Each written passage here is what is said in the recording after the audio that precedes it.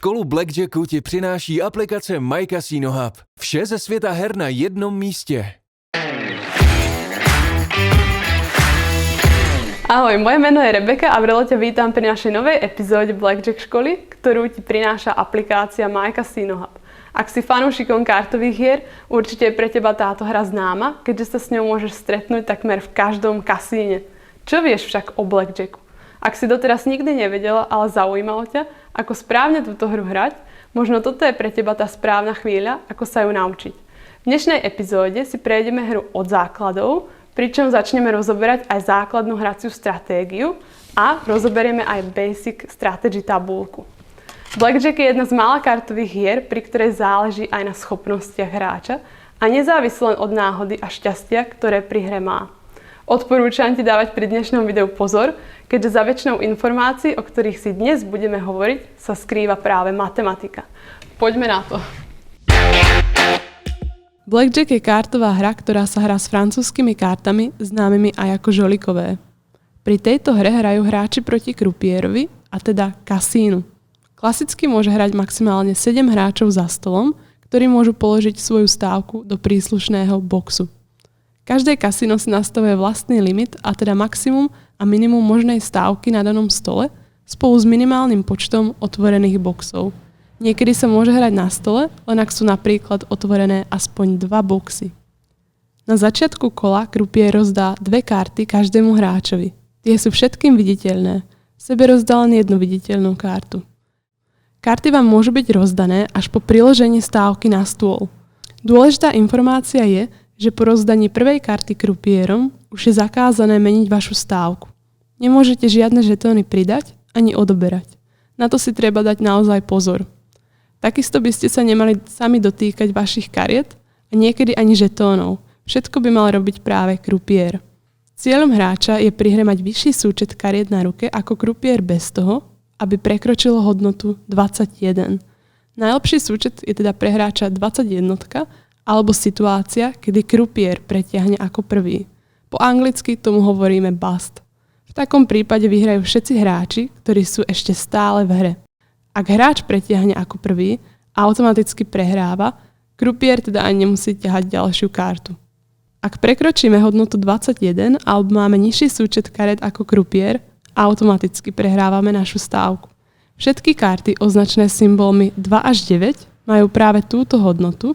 Ďalej, všetky karty s tvárami, tzv. Face cards, spolu s desiatkou majú hodnotu 10 a potom máme ešte ESO, ktoré má v hre ako jediné variabilnú hodnotu.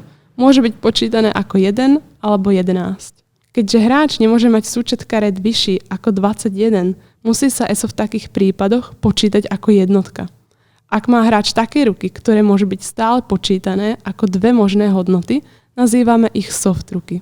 Opakom soft ruk sú hard totals, a teda pevné ruky, ktoré nemajú variabilnú hodnotu. Variabilné ruky môžu byť pokojne zložené aj z viacerých kariet ako 2, kľudne ich môže byť aj 5. Ak by sme mali rovnaký súčet kariet na našej ruke ako súčet kariet krupiera, je to jednoducho remíza, ktoré po anglicky hovoríme push. Remíza je to aj vtedy, ak by sme mali obidvaja blackjack. Ak hráč vyhrá dané kolo, jeho výherná stávka sa vyplatí v pomere 1:1. To znamená, že ak ste vsadili na box 100 eur, 100 eur aj vyhráte. Hovorili sme si, že najlepší súčet kariet pre hráča je 21. No je ešte jeden lepší hand, blackjack. Blackjack má hráč práve vtedy, ak sa mu podarí zložiť 21 len z 2 kariet a tými sú jedine karta desiatkovej hodnoty plus ESO. Je to najlepší hand, ktorý sa hráčovi môže pri hre podariť a práve preto sa aj vypláca v pomere 3:2 a nie 1:1 ako bežný výherný hand. V niektorých kasinách dokonca býva pomer vyplácania 6:5, čo je pre hráča o niečo nevýhodnejšie. Túto informáciu nájdeme na každom blackjack stole.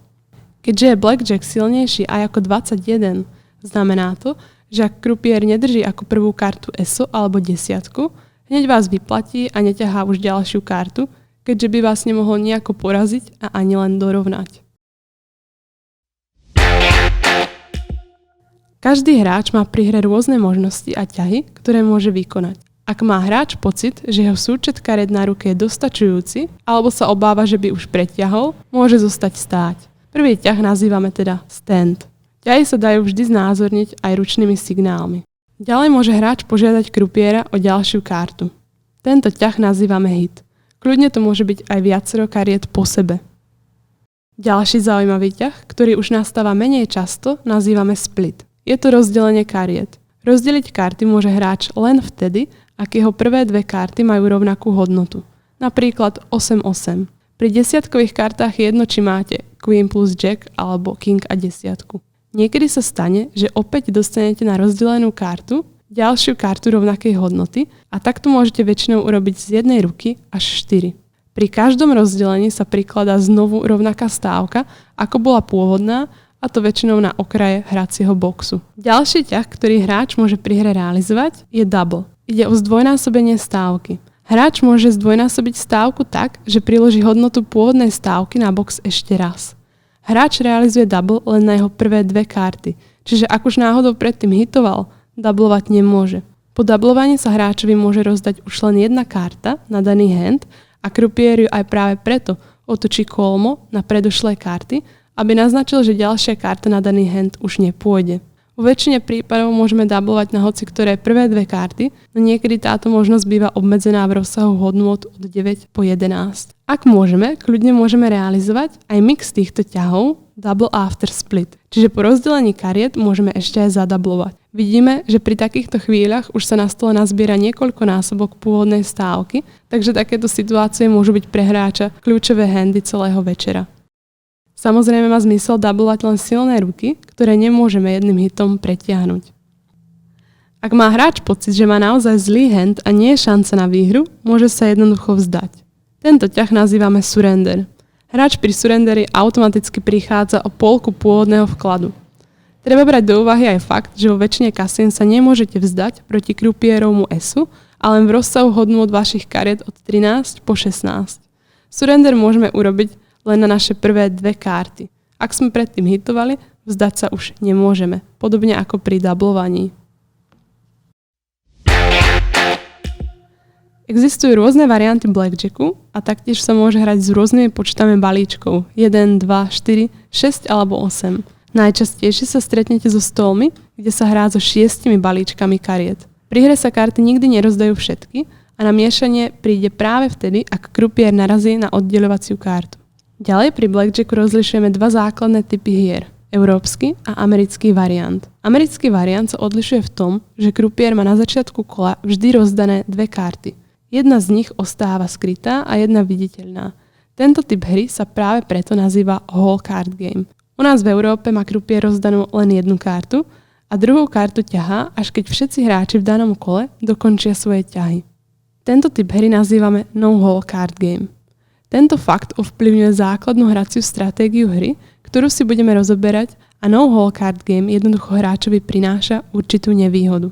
V americkom variante hry krupier na začiatku kola hneď kontroluje, či drží blackjack, ak jeho prvá karta je ESO alebo karta desiatkovej hodnoty. To môže hráčovi ušetriť peniaze, ktoré by mohol potenciálne vložiť do svojich splitov a doublov. V európskom variante by blackjack mohol krupier otočiť kľudne až úplne na konci hracieho kola. Doteraz sme si vždy hovorili o možnostiach a ťahoch, ktoré platia pri hre pre hráča. Má však aj krupier nejaké ťahy a možnosti? Platia aj pre ňoho nejaké pravidlá? Odpoveď je jednoznačne áno. Pre krupiera platí jedno základné pravidlo. Teraz si jedno, o aký variant ide.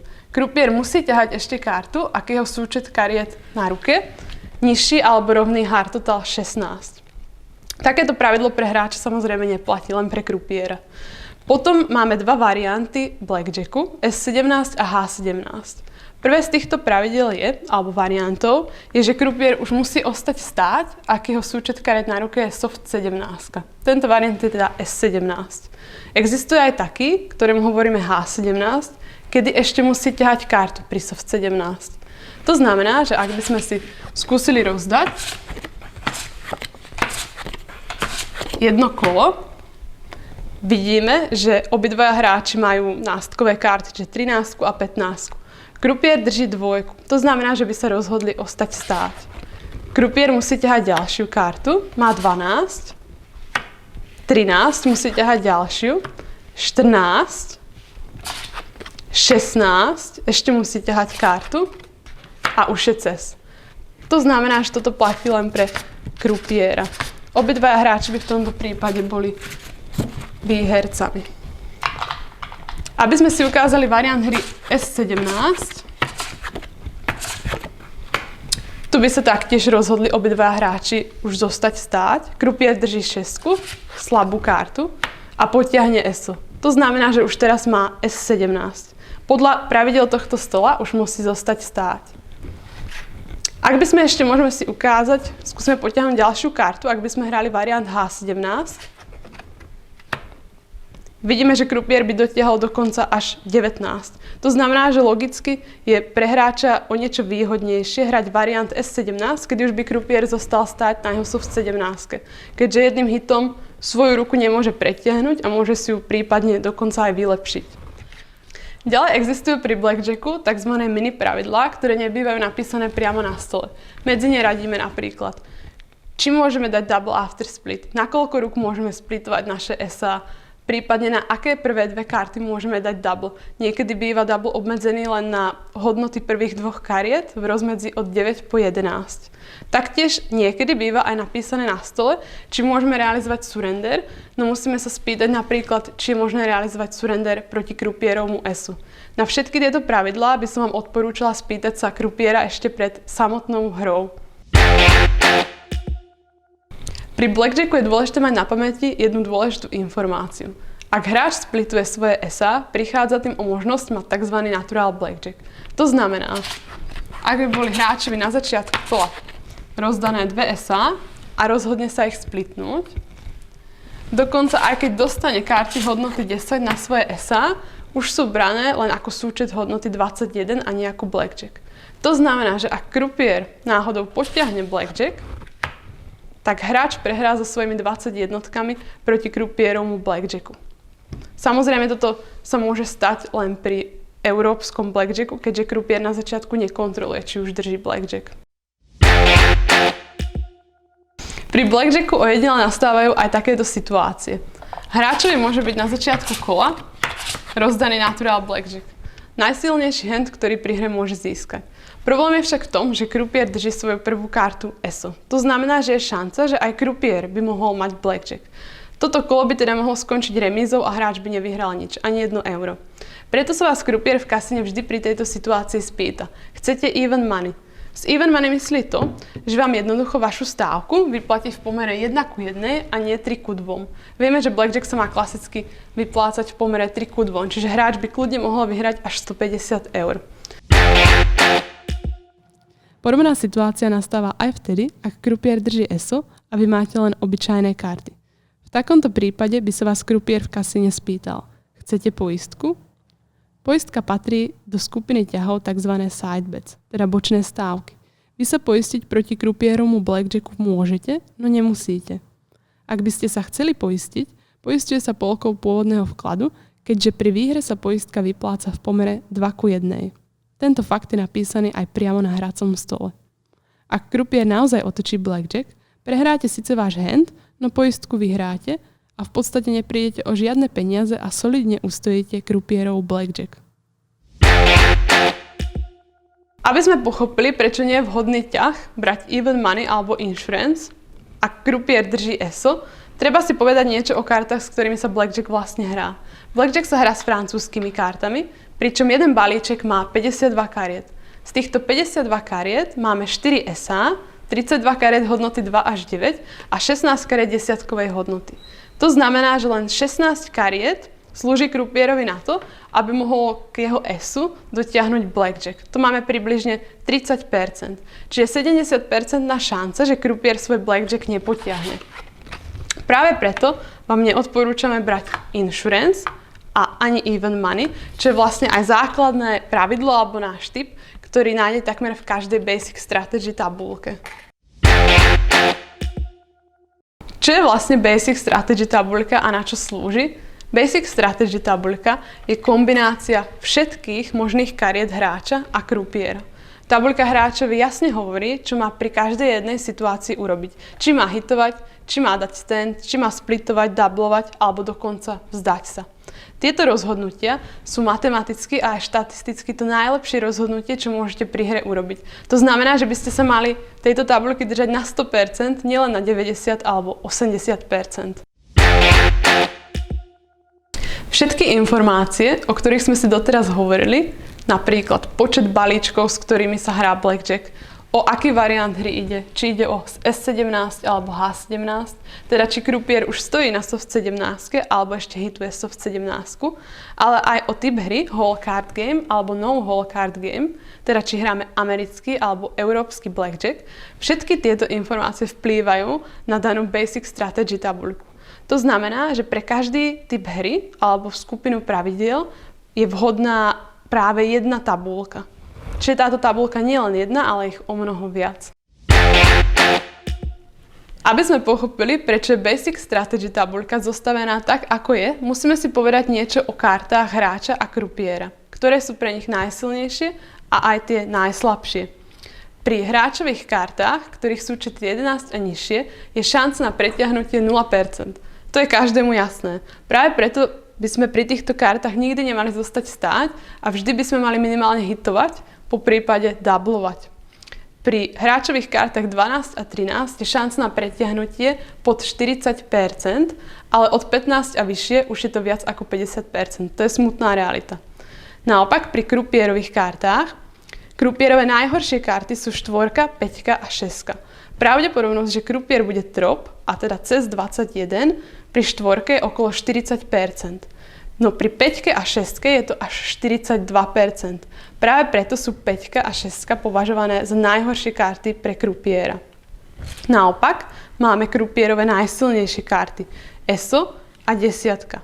Napríklad pri ESO je šanca, že krupier bude trop len okolo 11,65% a práve preto by sme pri týchto kartách nemali nikdy doublovať alebo splitovať, napríklad SA proti SU, alebo doublovať 11 proti krupierovej 10 a podobne. Toto platí samozrejme pri našom európskom blackjacku. Vidíme, že hoď sa zdá, že blackjack je úplne jednoduchá hra, skrýva sa za ňou veľa matematiky. Teraz sa ideme konečne zoznámiť s tabuľkou Basic Strategy, ktorá je zostavená pre najbežnejšie pravidlá, s ktorými sa môžete stretnúť v našich kasínach. A teda je určená pre európsky variant hry, no whole card game, kedy krupier nemá rozdanú druhú kartu, surrender áno, okrem krupierovho ESA, a je určená pre 4 a viac balíčkové hry. Double môžeme dať na hoci ktoré prvé dve karty a budeme sa zaoberať variantom S17. Krupier teda už musí stáť, ak má soft 17. Našu tabuľku si môžete stiahnuť zo stránky My Casino Hub, kde je voľne dostupná. Táto tabuľka je dokonca povolená v niektorých kasínach a pri hre ju môžete mať kľudne pri sebe. Poďme sa na ňu pozrieť. Na každej takejto tabuľke sú všetky možné kombinácie, ktoré pri hre môžu nastať. Hore máme možnosti kariet krupiera a zvislo máme napísané možnosti, a teda súčty kariet hráča. Tabuľka je rozdelená, ako vidíme, na 3 časti na základe toho, aké karty hráč má. Či má pevnú ruku, soft ruku alebo drží pár, dvojicu. V prieniku jednotlivých kombinácií máme vždy nejakú skratku, ktorá hovorí hráčovi, čo má v danej situácii urobiť. Dôležitá informácia je, že v tabuľke si rozdeľujeme krupierové karty na dve skupiny, silné a slabé. Za slabé karty považujeme hodnoty 2 až 6 a silné 7 a vyššie. Proti slabým kartám krupiera budeme využívať možnosť dostať čo najviac peňazí na stôl vo chvíľach, kedy nemôžeme na jeden hit pretiahnuť. Jednoznačne to vidíme na soft totals pri krupierových najhorších kartách 5 a 6. Pri hard totals pri krupierových slabých kartách už ostávame stáť s očakávaním, že krupier bude cez ako prvý. Naopak pri jeho silných kartách využijeme aspoň nejakú šancu na získanie lepšieho handu hitovaním. V blackjacku sa vždy už len stojí, ak je náš súčet kariet na ruke hard totals 17 a vyššie a vždy ťaháme ďalšiu kartu, ak je náš súčet 8 a nižšie. Aby sme správne pochopili, ako sa orientovať v Basic Strategy tabuľke, môžeme si jednoducho ukázať hru na pár handoch. Čiže tu mám Basic Strategy tabuľku, ktorú si môžete stiahnuť aj na našej stránke. Poďme teda na to. Vsadím si na všetky boxy, na ktorých chcem, aby mi krupierka rozdala karty. Tak poďme na to.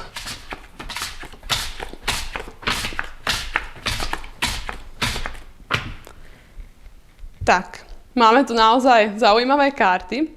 Vidíme, že na prvom boxe máme 15 proti 10. Podľa tabulky, hoci to priamo na tomto stole nemáme napísané, mal by to byť surrender.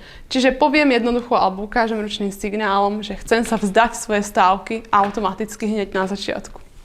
Krupierka mi vráti polku pôvodného vkladu na tomto boxe. Čiže 50 €.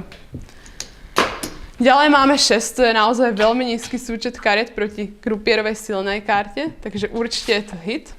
Máme 16, surrender už teraz dať nemôžeme, keďže už máme 3 karty, takže budeme hitovať. 18, výborne, tam stand-up. Tu máme 11, to znamená, že hoď to pre veľa hráčov môže byť naozaj lákavé dať double, vieme, že pri európskom blackjacku by sme pri 11 versus 10 nemali dávať double, ale len hit. 21, super. Tu máme soft ruku, 5 alebo 15, čiže ťahám určite ďalšiu kartu. Výborne, máme 20, to stačí. Uvidíme, čo bude mať krupier. 12, 17, čiže super. Toto bol naozaj dobrý výherný hand. Môžeme si skúsiť ešte jedno kolo. Rozdávame na 4 boxy.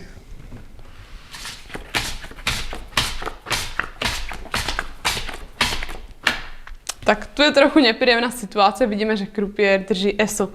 Spýtal by sa vás teda v kasine, či chcete poistku. My vieme, že je naozaj nízka šanca, že by krupier mohol mať blackjack, takže poistku určite neberieme a ideme na naše handy. Na prvom boxe máme súčet kariet 11 proti ESu, čiže určite to nebude double, dáme jednoducho hit. Máme 21, super, to stačí. Surrender proti krupieromu ESu vo väčšine prípadov dať nemôžeme, takže musíme dať hit. Tu máme cez, nevadí, ideme na ďalší box. Tu máme 17, už jednoducho stand. Tu máme 5, musíme ťahať ďalšiu kartu. 7, ešte ťaháme. 14, ešte skúsime potiahnuť. 20 máme teraz. Dobre, počkáme si, čo bude mať krupier. Má blackjack. Takže zrovna v tejto situácii prehrávame vlastne všetky naše boxy. Môžeme si vyskúšať ďalšiu situáciu. Toto bolo naozaj nepríjemné, čiže aj dokonca s mojou 21 som prehrala proti krupierovu blackjacku. Najhoršia možná situácia.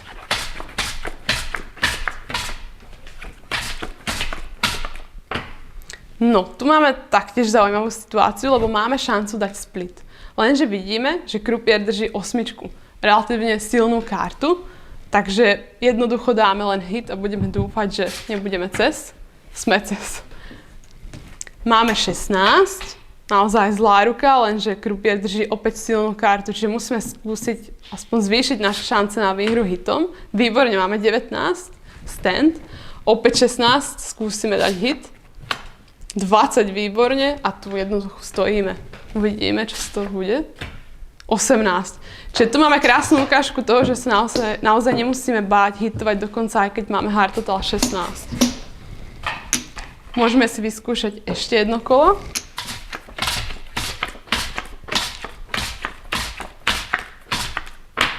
No, tu máme naozaj zaujímavú situáciu. Na všetkých boxoch máme celkom zlé handy. Krupier drží silnú kartu, má 10, takže tu na 8 ten nízky súčet kariet určite hitujeme. 11, hitujeme. 20, výborne, tam stojíme. Tu máme 8, jednoducho použijeme hit. Dobre, to nám stačí.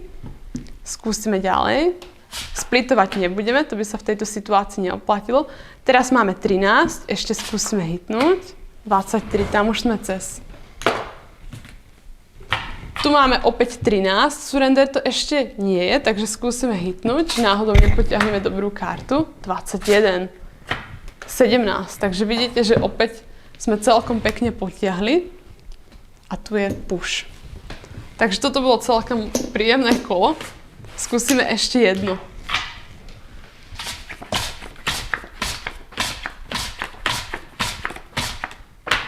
Výborne. Tu zaujímavá situácia, kedy krupier drží v tomto prípade najslabšiu kartu 6. Je veľká šanca, že by mohla pretiahnuť. To znamená, že hoci tu máme 12, celkom nízky súčet kariet, už radšej ostaneme stáť. 17 tu už vždy stojíme a tu máme krásnu šancu na split. Čiže určite proti 6 splitneme naše deviatky. Pokiaľ môžeme, sami sa chytíme žetónov a ukážeme split. 17 to nám stačí, 19 nám stačí, 20 to je pekné, to nám určite stačí. 16 krupierka musí ťahať, 26 výborne, cez, že vyplatí mi každý jeden box, čiže na všetkých som vlastne vyhrala. Aj na tento split. Dobre, a ukážeme si posledné. Uvidíme, či budeme mať nejakú zaujímavú situáciu.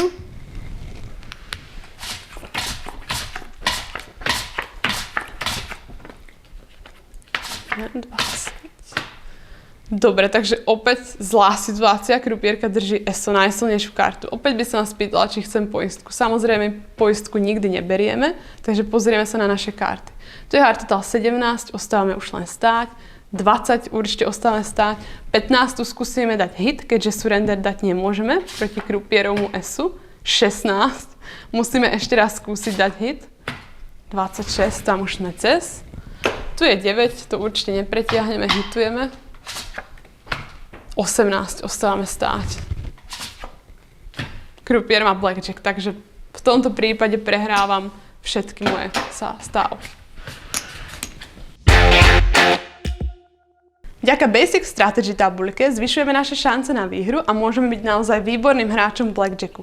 Ak sa vám dnešná epizóda páčila, pustite si našu nasledujúcu epizódu, kde si podrobne budeme rozoberať Basic Strategy tabuľku, a to aj hard totals, soft totals, páry, a vysvetlíme si aj legendu, ktorá patrí k tejto tabuľke.